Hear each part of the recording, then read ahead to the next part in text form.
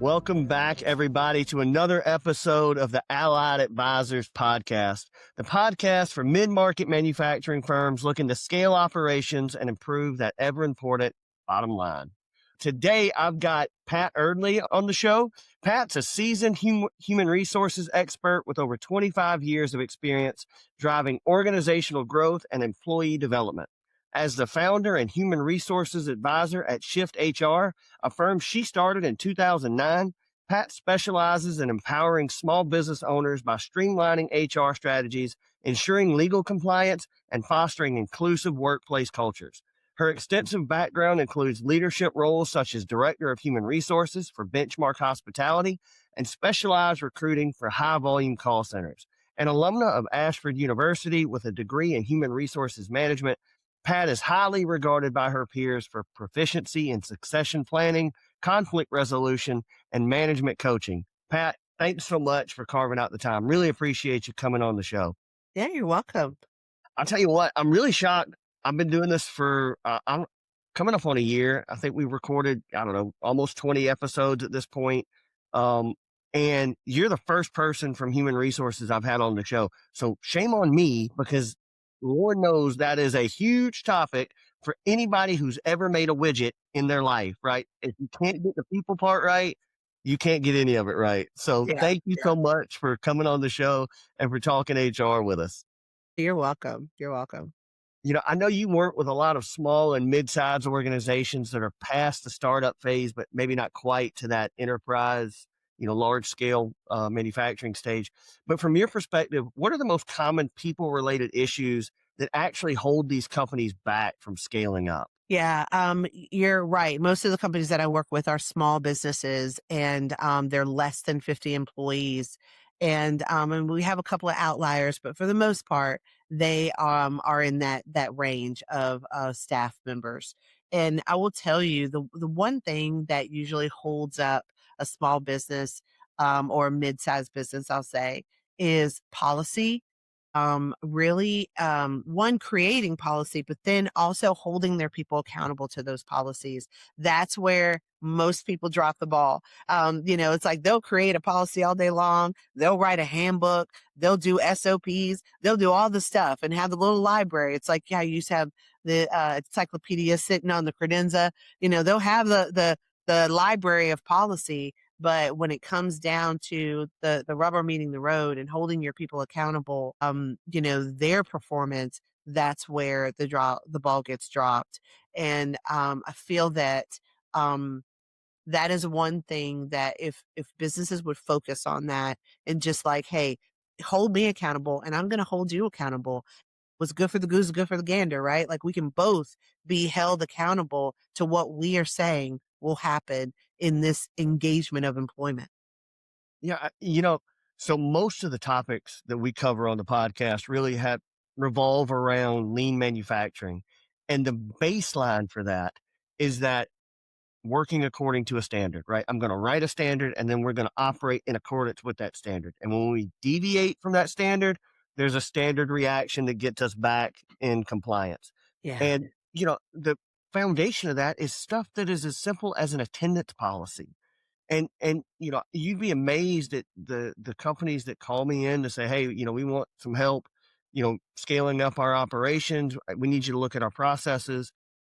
I go in there and I'm like, well, guys, you can't get people to show up to work, right? I mean, what's the attendance policy look like? Like, well, we've got one, but if we enforced it, everybody would quit. I'm like, I don't think it works that way. Like, I think people would actually be happier if you enforced it, because then there would be some expectations set and people wouldn't, the good employees wouldn't feel like the bad employees were walking all over them. I mean, Yeah. am I on the right It's page? it's so true. You're 100% correct. I mean, it's funny, how I just said we have some outliers. We have had a few manufacturing clients. Hmm.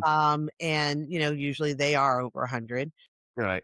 And with those clients, those were the very problems that they were having is the employees that were coming in, doing their job, you know, holding themselves to a standard, they were getting frustrated because, oh, well, Bob over there tied one on last night. So, he's an hour and a half late to work and nobody's saying anything to Bob about it, and they get tired of that. A couple of times, okay, I can turn a blind eye. But when it continuously happens and it becomes a problem for them, they're like, well, then why should I care? Why should I show up every day on time? Why should I give, 110% when this person's not even giving 50% consistent? So I feel like if when you do that, it's almost like a domino effect. All those dominoes start falling because the good worker will be tainted by the behavior of both the employer and the employee of the not so great worker. I mean, and it's almost like you're devaluing your organization a little bit. And I know that might sound weird, but hey, it doesn't matter if you show up. We're really not, what we do here is really not all that important. It really doesn't matter all that much. So if you show up late, no big deal. No, like I, at every place I've ever worked, and granted, I understand I wasn't curing cancer. I wasn't, you know, solving world hunger, but I felt like we added value to society, that my job was important and that we served society in some small way by the products that we made and what we sold, right? Making them the right way at a high quality level, gave me an internal sense of satisfaction. And I think that starts with leadership holding folks accountable, saying that, hey, even, I expect you to be here on time. I expect you to be ready to work. And I expect you to follow these procedures Yeah. so that we can make sure that we are turning out the best, widget or whatever it is we're making that we can, right? I honestly feel like the reason that managers will say, "Oh, no big deal, just get better, make sure you start coming in regularly. Yeah, I'll let it slide today or I'll let it slide this week. You've had a bad week." I honestly feel like it's conflict avoidance. I feel like managers don't want to have conflict with their team members because they want to be liked. They want to be the cool manager. Like, oh, I can go to Shane about anything. Shane understands. Like, Shane's cool. But no, Shane needs to hold that person accountable because I believe that being clear is kind. Like if you have a clear understanding of what the expectation is, if your workday starts at 7 and it ends at 3, I expect you here at 7. I don't expect you to get here at 8 o'clock and then still think you're gonna leave at 3, you know? And it's not okay to work until 4 because you got here at 8 o'clock. We have a set schedule, a set shift for a reason.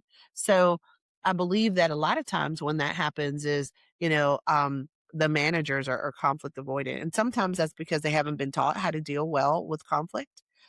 Sometimes there's their own PTSD from, being in situations where it wasn't pretty, with their bosses. I think that that's one thing that as you bring on as managers, as leadership of organizations and companies bring on other leaders and supervisors, teach them how to deal with conflict um in in a healthy way, like not, yelling at the person or being passive aggressive and just like walking away and slamming doors. Like, how do you sit down and you have a conversation and you say, if Justin, if you're my report, I say, Justin, I don't know what's going on, guy, but like you've been late 5 times already this month. I can't continue to do that. So what is it that you need? What can I do? How can I support you so that you're at work when you're supposed to be at work? you know, Um, and I think that it starts with that because all of us want to be talked to like an adult, and being talked to respectfully. So I think it starts with that. I think it's having that conversation. And then if it continues to happen, then you need to document it. Hey, we've had that initial conversation. You said you didn't need any support from me. You said you just had a bad week.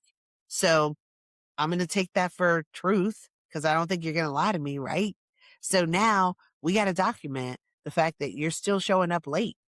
Mhm. you know, or you're not doing your job right. You're not doing all the responsibilities of your position, like, whatever it is. I think first thing is having that verbal conversation where it's just a sit down.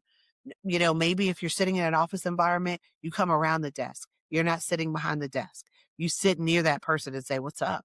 What can I do? How can I help you?" you know? And then if that person is like, "Hey, I'm good. This is enough. Like, I get it. You called me out. I understand."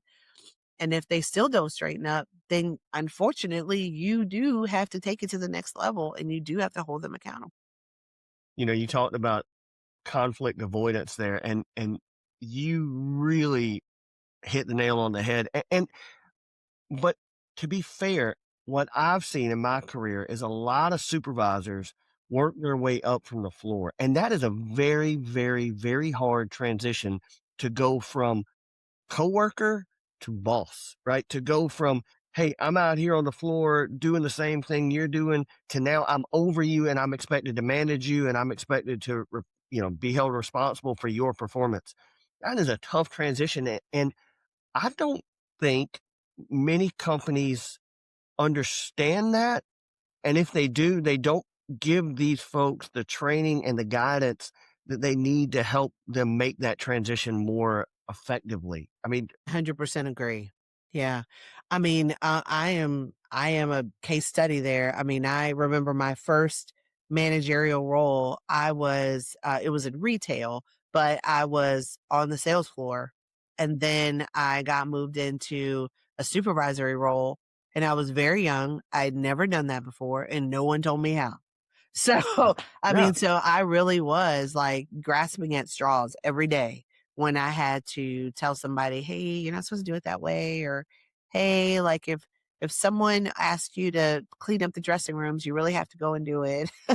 you know, it was really hard, and I think that that's where we set up our people to fail if we don't give them the proper training. And it doesn't even have to be the leadership. If the leadership doesn't feel like they're able to train that well, get somebody else to come in and do a couple sessions on, how do you have the hard conversations? How do you course correct?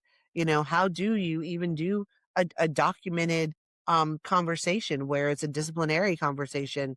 How do you do that well? You know?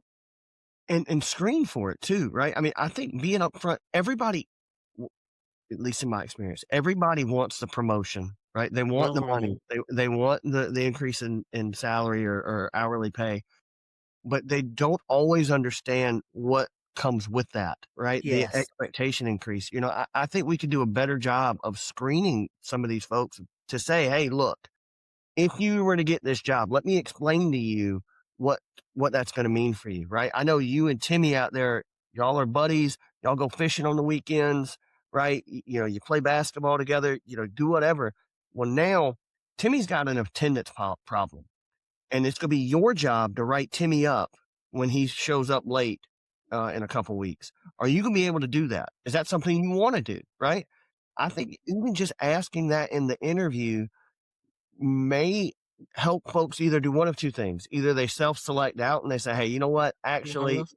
this really isn't for me," or it helps them get their mind in the right paradigm to say, "Okay, being liked is out. I've gotta throw that out because those days are over." I wanna Yeah. be respected, and I want people to at least think that I'm fair to them, that I'm not being I'm not mistreating them. If I can get them to at least admit to that or at least say that, then that's as good as I can hope, you know? Yeah, I 100% agree with that. I think that it is important to discuss every aspect of that leadership role and what they're going to be expected to do and ask them, whether or not they feel like they're able to do it or do they feel like they need some assistance in learning how to do it. Or just saying like I'm going to send you through this training so that you learn how to have difficult conversations well. Um because I don't think people just grow up knowing how to do that. I No. don't. I That's I don't think the day you become an adult, right. you've mastered, "Oh, this is how you have difficult conversations." Like, I don't think that's the truth. I do think everyone needs to be taught that. I think there needs to be some education. along those lines and how to do it effectively. So I do feel like, though, to your point, um, at the very least, it should be discussed during that selection process. Like, you know, hey, Jimmy, you've told me that you want to be a supervisor. Let's talk about what it is to be a supervisor here and make sure you're good with that. And if you are, fine, we'll move that your candidacy forward, but let's just talk about it first, so that you understand what our expectations would be for that position. You know, and I also feel like you hit on another thing when you were given that example, um, friendships. Um, I know that your audience is beyond South Carolina, but I will tell you, here in Charleston, there's a lot of that. There's a lot of, oh, we go hunting together, or, we go fishing together, like we're buds, and even Shift HR, like we have clients in other areas, and it doesn't matter what state you're in, what city you're in, you are with that person that you work with more than you are with anybody in your whole life. I mean, Hmm. 40 hours a week, you're with these people. So it's okay to have friendships, but you got to make sure that you have a healthy boundary, and that your work hat is your work hat and your friend hat is your friend hat. And that was something that I had to learn. Gosh, as as a manager, but also as a business owner. Like I am very friendly with the people who work for me, but there's a difference. There's a work hat and there's a friend hat. And and that expectation is clear. Gotcha. And I think that, you have to, one, as I said, put on the different hats, but also make sure that that person that you're friends with understands that, and that they understand that that expectation has to be clear. Like, hey, when we're at work, I'm expecting you to do your job. I'm expecting you to show up on time. I'm expecting you to, be all in, and not just, oh, it's 2 o'clock. I get off at 3. Let me hide for an hour. Like, no, like do your job, get it done. Um, and I think that can sometimes really cause difficulty in the workplace, because you don't want to hold your friend accountable, because you don't want your friend to be mad at you if you write them up, or you don't want your friend to be mad at you if you have to go say something to your boss about them, you know. And it's so funny. Saying this, it sounds very, high school. Well, I don't want him mad at me. So, but it is human nature. Like we want to be liked, accepted, listened to. We want that as humans. So, I mean, I know it sounds silly, but it's true. Like we all want that. Absolutely. And what do you think? How much of this plays a role in employee retention? I mean, when we fail to have a culture of accountability, when we fail to clearly define what the performance metrics are or what the behavior standards are, how much of that do you think drives employee turnover? Because, I worked, I've talked about it on the show a lot. I worked for Robert Bosch here in Charleston for a long time. Greatest career decision I ever made was being lucky enough to be hired by Bosch and then taking the job. And I would tell people that we used to have people that retired with 40, 50 years of experience at Bosch. And what kept them there, I always felt like they understood what the expectations were, and they were given the tools to meet those expectations in a reasonable manner, right? They knew when I showed up today what my boss expected of me, and they were given the tools to meet those expectations without superhuman heroics. Um, you know, Yeah. I think that goes a long way. What do you think? I agree with that. And I also feel that you said something very important in that statement that you just made. They were given the tools that they needed to do their job. And I don't think that that consistently happens anymore. And I feel like there's a lot of micromanagement, but you haven't given them the ability to do their job. um, so I feel like, I almost want to say, like, okay, here's all the things you need to do your job. Here, go do your job. If you need me, I'm right here. I don't feel like that happens anymore. And, so I feel like the work, and I will say there's a couple of things as to why I think that that isn't happening anymore. We have, sometimes younger workers just don't have that same work ethic, as younger workers in the past generations. I feel like sometimes the younger managers don't understand that you shouldn't micromanage someone, just let them do their job. Managing doesn't mean hovering over them and making sure that they're getting their job done every second of the day. You know, that we have to be able to allow people to be people, be humans. Like, go do your job, do what's expected of you. So I think there's a clarity that needs to happen. Here's your job description, your job duties, your job responsibility. Here are the tools that you have to do your job. And then we're going to have some check-ins just to make sure we're all on the same page. And like, I'm holding you accountable, you're holding me accountable as your manager and giving you the things that you need. And then we're good. So I think those three components have to happen. One, they have to be very clear about what their job expectation is. Two, they have to be given the tools that they need. And three, the manager has to be, um, present. They have to be helpful. They have to be checking in, but not over managing, and not micromanaging. Yeah, I mean, I think it's too easy, and this is a fault of leadership, right? It's too easy to give not to focus on the process and the tools and just say, "Oh, well, I need to get a new operator. That Johnny over there, he's terrible. If I could get me a new operator, then, we would be doing better," right? Always focusing on the people. To me, it's just a cop out on the part of leadership, right? Instead of doing the hard work of digging into the details, figuring out how the process is supposed to work, figuring out why it's not working the way you want it to work, instead of doing that, it's, oh man, it's that hourly associate's fault, right? Get rid of him and get me another hourly associate. It's just, I mean, not to be too blunt, but it's just laziness, right? Yeah, You know, it we're is. And one of the things that I do when we work with our clients is if there is a problem child, I'll say, I'll usually say, well, what have you done so far? Like, what conversations have you had? What has the person, been doing? Like, just get me up to speed, like where we're at.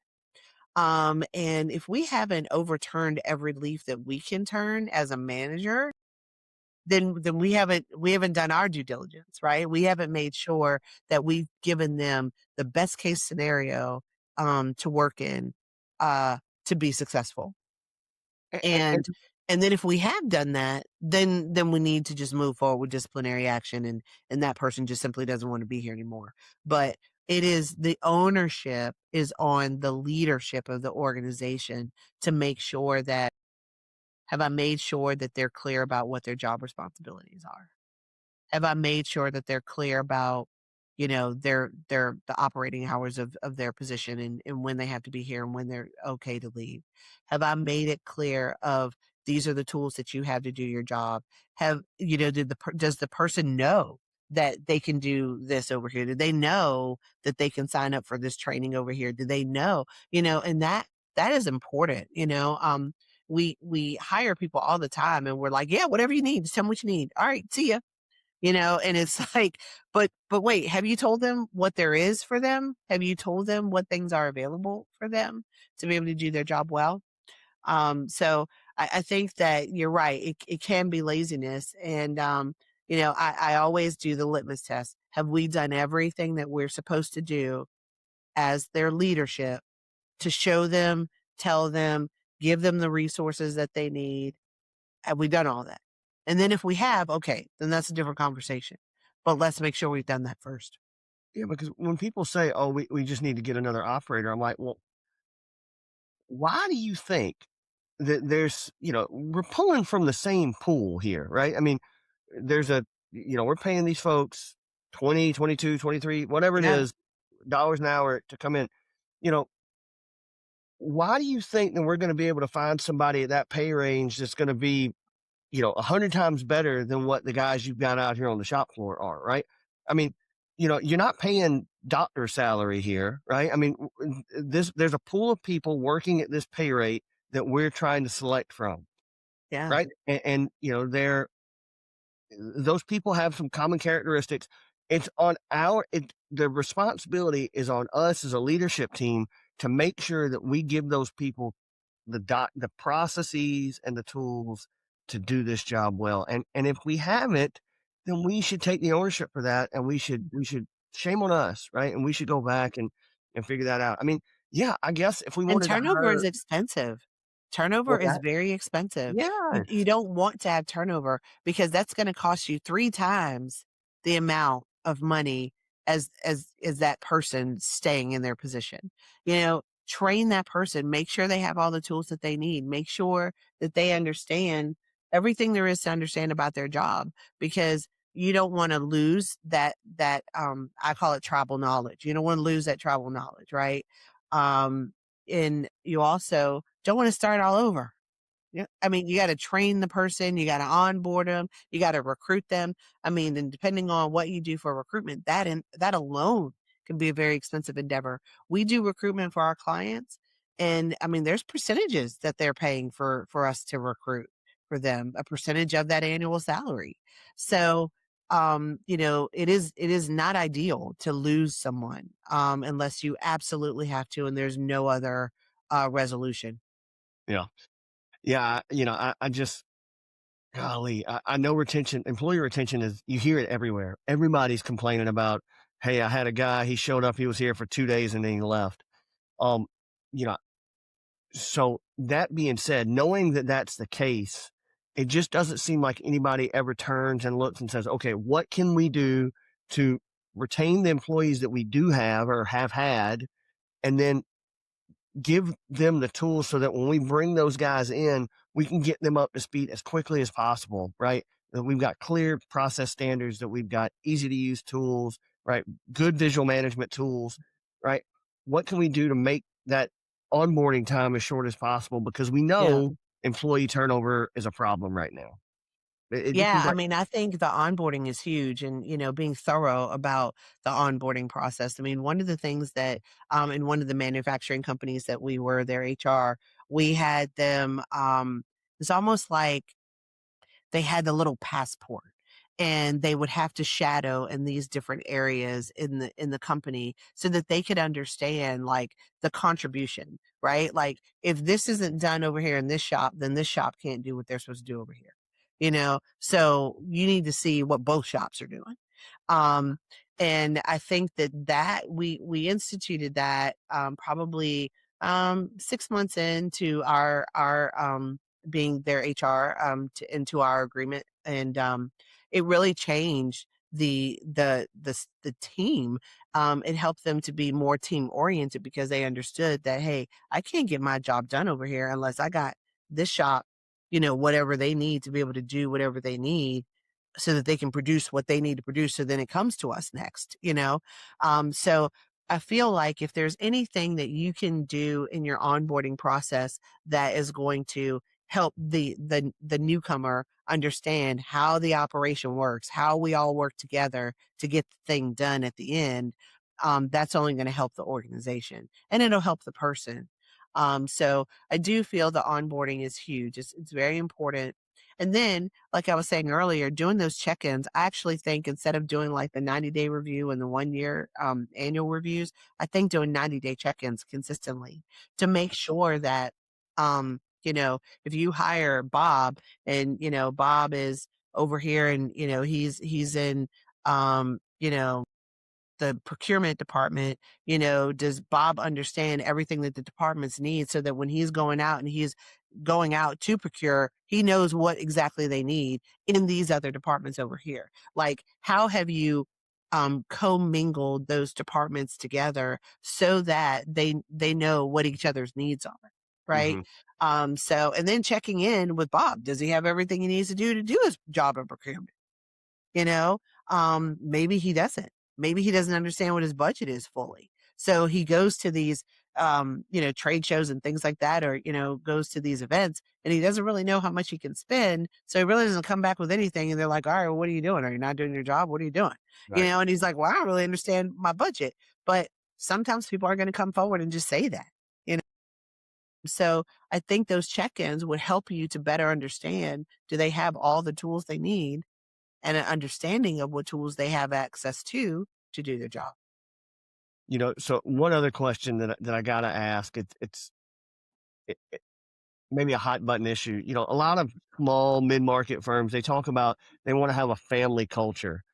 What are your thoughts on that? I have my thoughts, but what do you think about people that say, "Hey, we're a big family here." What do you think? Oh gosh, this is such a loaded question. I know it. Because I hear that a lot.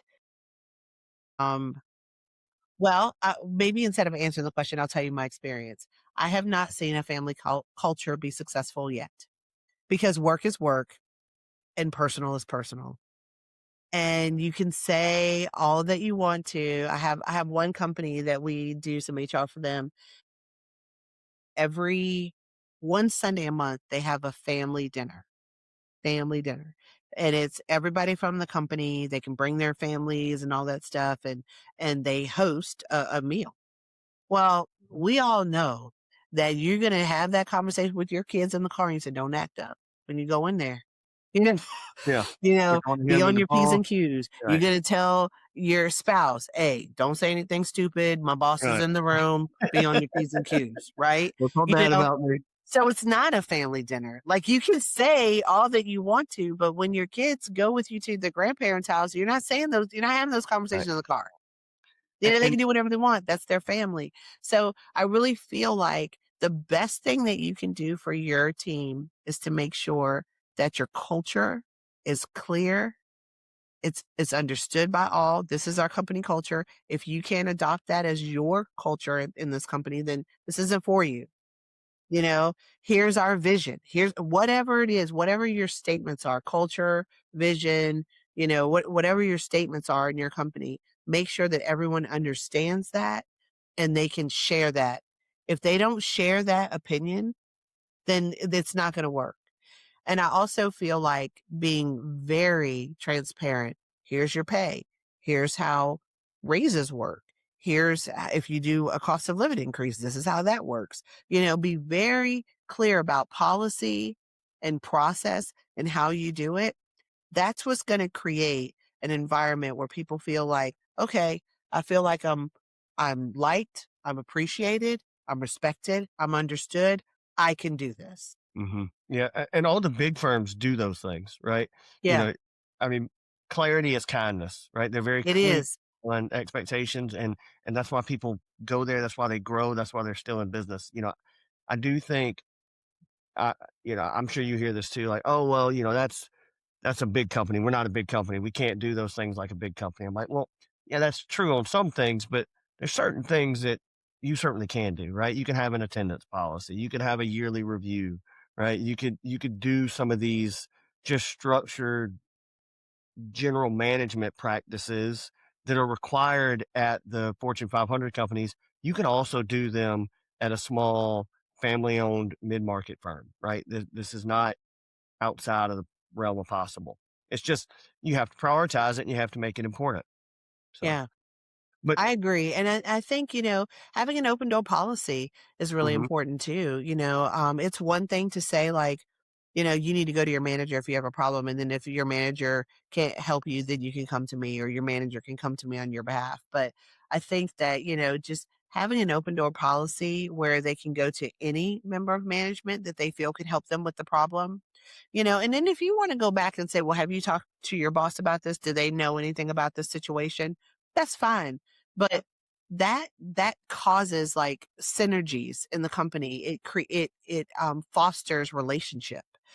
So I think that those are things that are just small little things that you can do, but go a long way with the team. and it protects the executive from becoming too insulated, right? That's true. That's a big risk that I think a lot of the C-suite doesn't necessarily see is if you don't have that open door policy, if you're not soliciting that feedback from the shop floor, from the guys that are out there in it every day, you have a risk that you're not seeing the problems when they're there that to be solved at a very low level without much fanfare.